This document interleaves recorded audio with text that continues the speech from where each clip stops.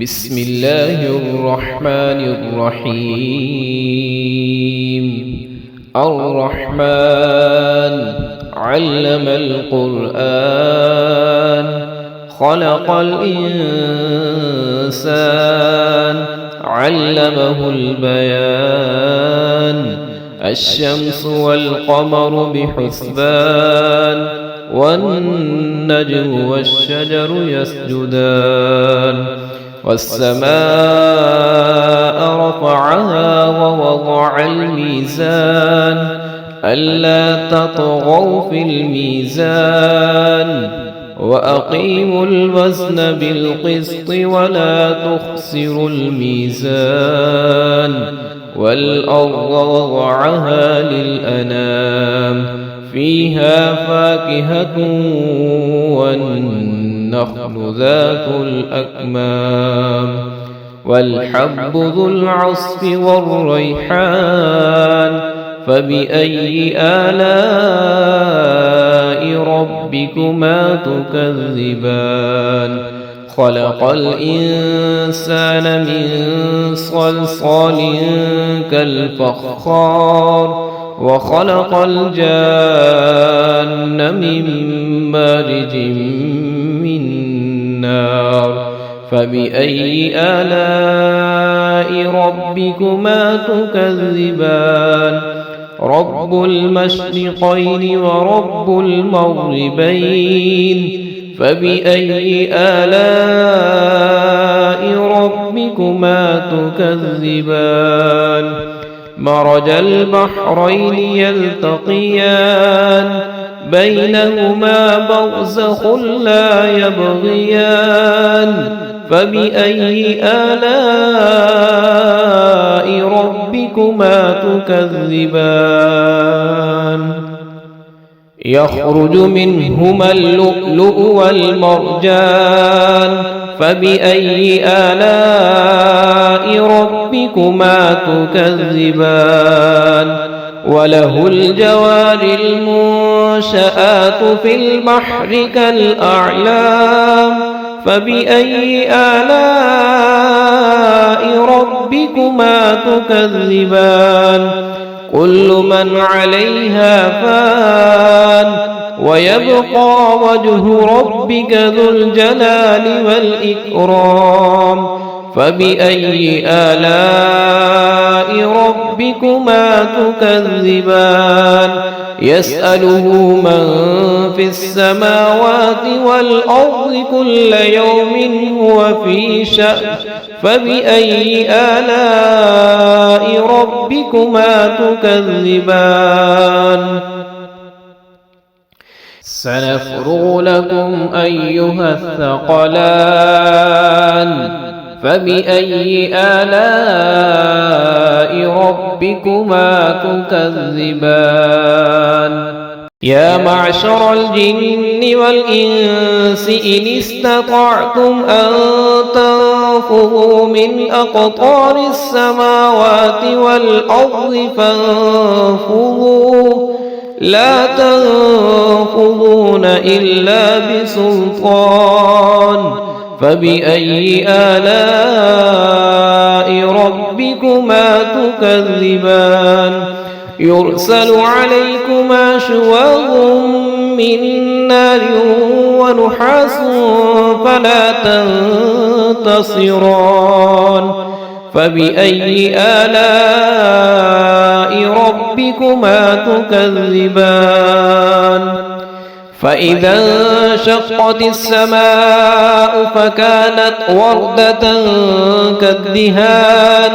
فبأي آلاء ربكما تكذبان؟ فيومئذ لا يسأل عن ذنبه إنس ولا جان. فبأي آلاء ربكما تكذبان؟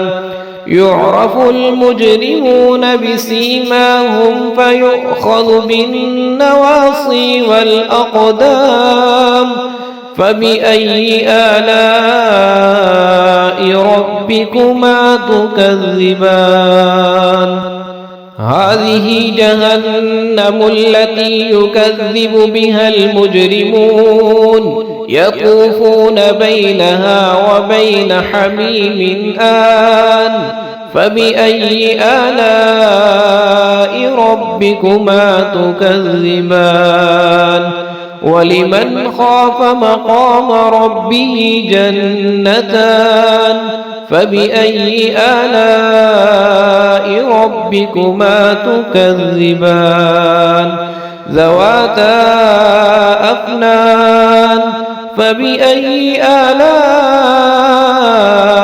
ربكما تكذبان فيهما عينان تجريان فبأي آلاء ربكما تكذبان فيهما من كل فاكهة زوجان فبأي آلاء ربكما تكذبان متكئين على فرش بطائنها من استبرق وجنى الجنتين دان فبأي آلاء ربكما تكذبان فيهن قاصرات الطرف لم يطمثهن إنس قبلهم ولا جان